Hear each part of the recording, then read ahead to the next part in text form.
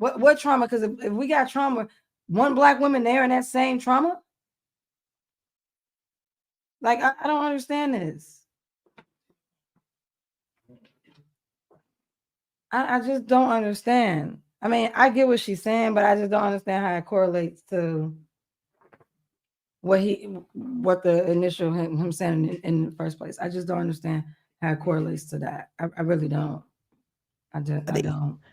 And that trauma decontextualized within a family looks like family traits. And that trauma decontextualized within a people looks like culture. Right. Oh, well, that's what I said at the beginning. I said it seemed like he likes the whole family unit. That's what I said. Okay. All right, sis, cook. Continue. And so when you talk about how African-American women present and what they need as it relates to security and finances and the finer things in life, and to look a certain way and to want a certain thing from their man and to have certain expectations. Everything I just said.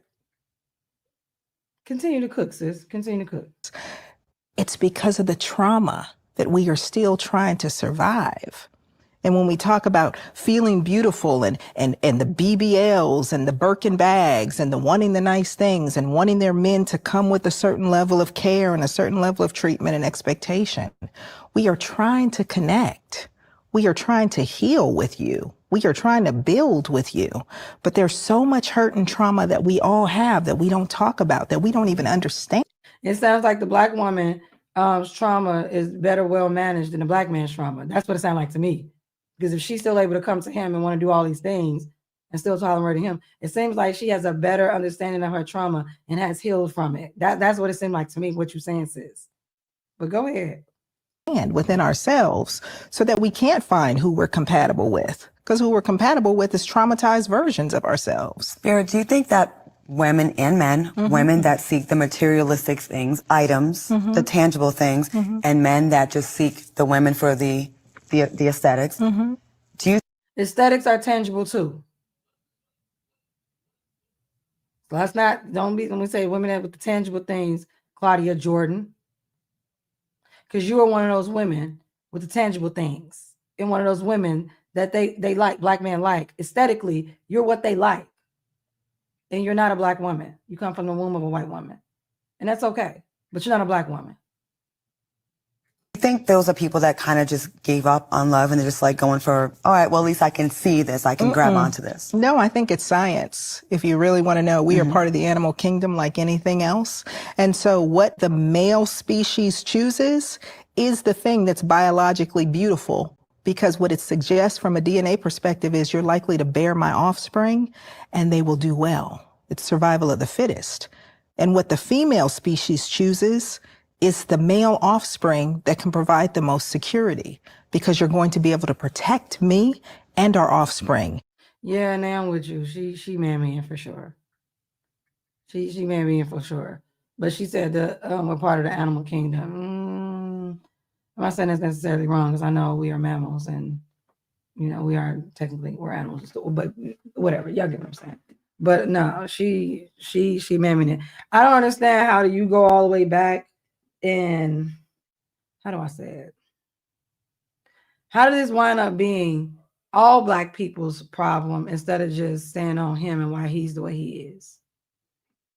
Because it went from him, then the black guy came in to say what he had to say, and then she came in and piggyback off him. So it's not even on him no more. Now we're talking about the animal kingdom and the black community history, and it was broken. Like, now that's a totally different conversation. That's why I say I don't understand how it correlates back. Only thing that did correlate a little bit to me was the family unit that he liked so much. Because he wanted to go into somebody else's community, because he said how they were brought up, how they're raised.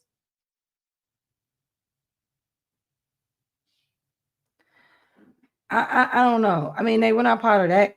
I know Homo sapiens, like, yeah, I don't know. It's just weird. It is what it is, though. But I don't know this woman. I don't like calling women pick-me's and stuff like that. If I don't know, whatever, but she is giving me like vibe-ish. Like, I gotta always go back to, I can't let black men just take accountability and call him on. I always got to make it seem like it's something else or whatever to why he's feeling the way he feels. Like, no, absolutely not.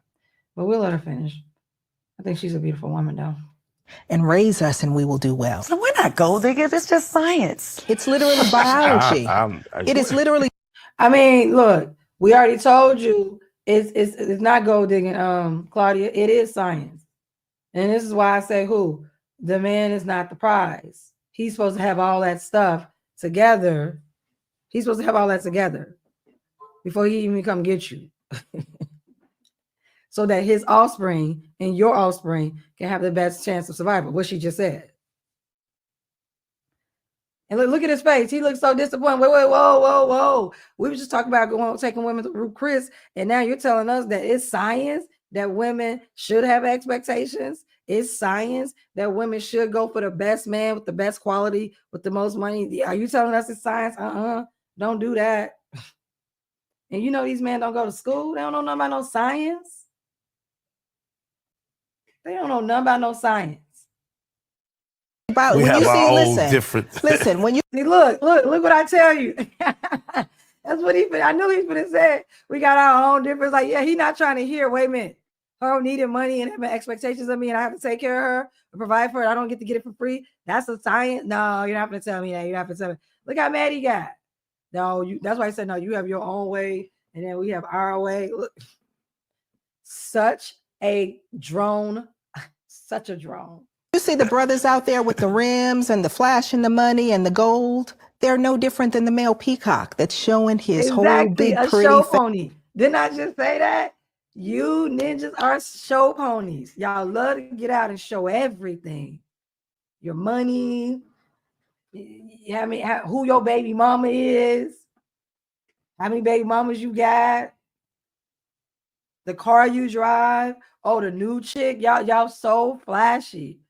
And that's why a lot of y'all be getting robbed too. Because y'all so flashy. She ain't right. It is the male peacock. Y'all know what the male peacock do? He see a woman, he see a lady peacock he literally get out. Because they're the ones with the elaborate feathers and colors and stuff like that. So he get out and he waves his little fan and go out and everything. And he gets to like flutter in it back and forth and everything. Oh yeah. It's very exciting for the male peacock. Because he sees something he wants. And she gets to say yay or nay. It just depends if she like his colors. Others, look at me, look at me.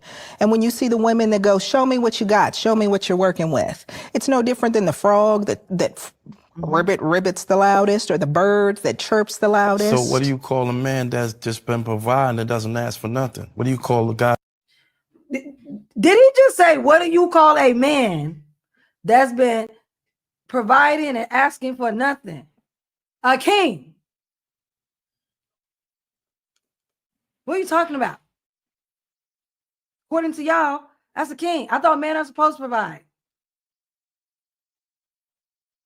And then a woman gets on his plan and she follows suit in line. Like, what are you talking about? I can't think of a lot of queens that betrayed their kings in history. I know there are some, but it usually doesn't end well for the queens to betray their king. What you say now? That's why usually when it comes out to mating season, the male bird is the prettiest to show off the. Yeah, the female. Yeah. A lot of you ninjas ain't got no colors. That's like me, who we don't ask for anything. Oh, but you do. How? You may not ask it with your words, but you do ask for stuff. You just said you said earlier you want to be treated like a king. That's what you said. So that means you're asking for things to be done. Do you not know that? Do you not know that? If you're asking to be treated like a king, you're asking for things. Now, whatever you consider being treated like a king is, because for every man is different. But for what I do know that y'all share across the board is that submissive shit. So that's one that y'all share across the board. That I don't know what she's right. You are asking. Yeah, you are. Because you just said what did he say about the man? What is a man that provides everything but asks for nothing? Even that man asks for things. I don't know what you're talking about. Even he asks for things. I mean, so you tell me he not asking for sex? Like he not asking to be pleasured? You mean tell me he not asking for a plate? I'm pretty sure he is.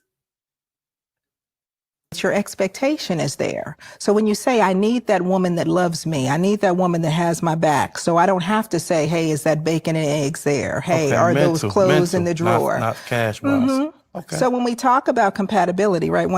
Did you hear what he said? Mental, not cash.